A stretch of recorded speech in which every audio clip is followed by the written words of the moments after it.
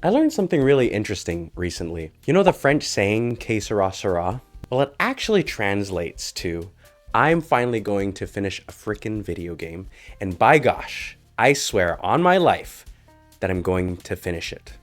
Unless I decide not to. So que sera sera, as they say.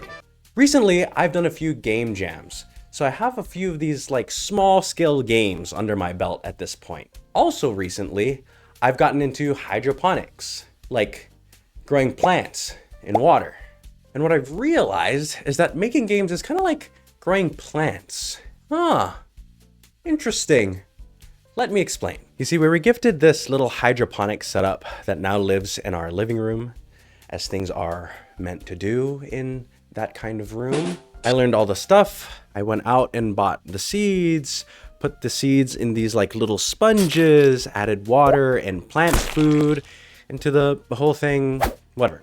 So now I have this little thing. I have peppers and spinach over here, and then basil and bok choy over there. And the first few days kind of sucked. I put all this work into making it work, and work it did not.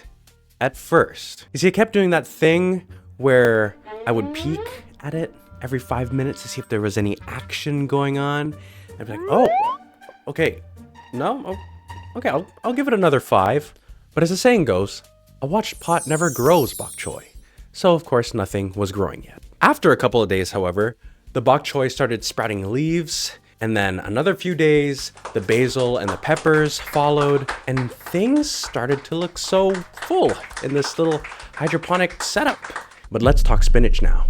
No matter what I did, it stayed as a stupid frickin' seed. I realized I was never going to eat a single spinach. I was gonna die without eating spinach. Anyways, these plants got me thinking about how I have this habit of like starting a bunch of things and never finishing them, especially if they take a long time. I get really excited about a new idea and I just lock in for like a week, and then somewhere along the way, I just lose the drive to see it through. And this was just something I thought I needed to fix, but the hydroponic stuff made me wonder if this was something I should try embracing for what it is. Some things grow, others don't. Now, I'm not sure that every project is meant to be finished. Some projects are bok choy and some are spinach, and you won't know which it is until you try to make it. So why bother making any game if I'm not totally sure if it's going to pan out? Well, me like make things. Me like play game. Me like make game.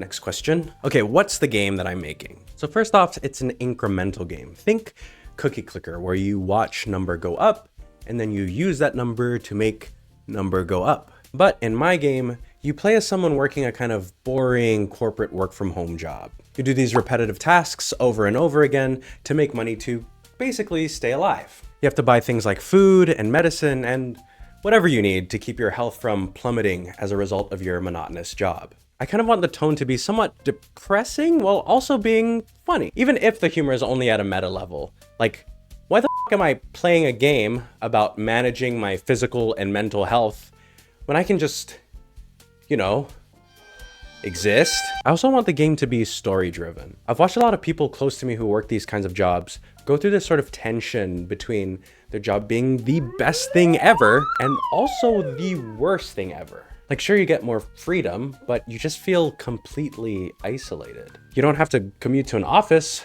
but you also just have a hard time finding your work meaningful. And I've experienced this myself to some extent. I'm a grad student, and so there's times every semester where I just have to lock in and read and write for days on end. I don't see anyone, and I start to doubt what the point of what I'm doing is. It just starts to feel like the downsides of this kind of work outweigh any of the benefits I thought were there. I honestly don't want to give out too much of the story right now, but these are the sort of themes I want to touch on. I feel like the games or media that I love the most are the ones that have some kind of point or thesis that you just sort of discover, you experience while playing it. And it makes you sort of feel it in a way that you wouldn't if you're just told the story. Ideally, that's the kind of game I'd like mine to be.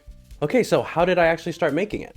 I really admire those devlogs you see where people have these super organized systems for planning out their process. Like, oh, this hour I'm going to build this and I'm gonna move it over to this column after I'm done building it, and I'm gonna Kanban board this, and then I'm gonna mind map that. I'm super happy that works for them. I'm not jealous at all that I'm incapable of doing this kind of planning. So yeah, really, really good for them. Anyways, I have this Google Doc that I just throw up on every time I think of something that I want or should do for the game. As you can see, I'm a very busy man. I even like to leave myself some motivational notes, you know, to brighten the mood. Anyways, that's my planning strategy. I just think of something and then I write it down or start doing it. Now, there's a small chance that this might not be the most efficient way to build or plan your game, but I didn't go to school for this stuff, so just let me know. Anyways, to start, I knew that I wanted the core mechanics of the game to be these repetitive, monotonous tasks. So I started with typing, since that was the simplest. It's sort of like a data entry mini game. At least in my head, that's what data entry people do. You basically have to spell the words that show up on your screen correctly, and then hit enter and get money. Wow, so now you have money. Great. Okay, what am I gonna do with all of this money? I guess I should spend it? So I decided on a few meters that the player could influence through spending. Things like stress, hunger, motivation, and sleep. Then I was like, you know, this whole data entry thing is cool, but I wanted to spice things up for the next mini game. How about something like emails? I thought that was a great idea, so I added it to my Google Doc. This one is an email minigame where you have to identify phishing emails. All the emails are different combinations of corporate lingo. Like, hey, Amanda, could you send me that document from the file meeting last week? The phishing emails have one word misspelled in them. So if you find a typo, you have to click on the typo and report that email. If the email has no typos, then it's a safe email. You can just reply to it. But if you accidentally respond to a phishing email, you die. Not really though, you just miss out on some money. Now, aside from the data entry minigame and the email minigame, there are some other ways that the player is able to generate money. Right now, I'm working on these side hustles. And these are gonna offer you some really, really smart investment decisions that'll definitely get you out of your day job. Things like, you know, joining an MLM, drop shipping useless items, or mining cryptocurrency. Things like that. I'm still figuring out the exact details of how these are going to work, but the idea is that they're going to be more passive ways of generating income. The hardest part I found with this project so far is that progressing feels more and more like a slog the farther into the process I get. In the beginning, I could just build features. Now, when I want to add a feature, I can't just throw it in. I have to dig through this huge web of messy code turned hieroglyphics to figure out how I can connect things without breaking something along the way. Like, I'm pretty sure my code is about as clean as it gets. So it's not a me problem, right? On that note, you might not be able to tell, but I also don't have any formal art experience. Really checking all the boxes for a good game dev. But I do have some ideas of what I want the game to look like. The whole game is supposed to be on this fake operating system. So think Hypnospace Outlaw, Kingsway, or Lily's World XD. And that's basically where I'm at right now. I'm not really sure where this is going to go next, but I'm trying something new with sharing my process before I feel like it's ready to be shown. Often I hold on to things I'm making until they're ready or good enough to be shared with others. But the problem is I never get there with myself.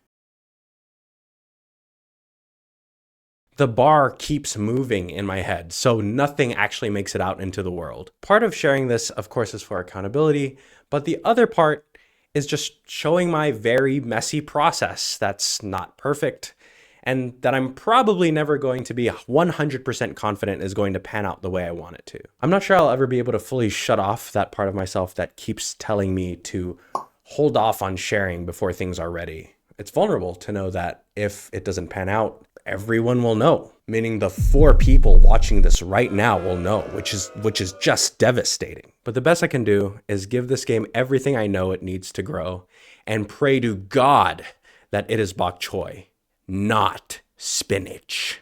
So I hope you subscribe and follow along, see what happens. ding the bell, leave a like, do whatever you want. Comment butthole. I don't care. I don't give a f. Okay, bye.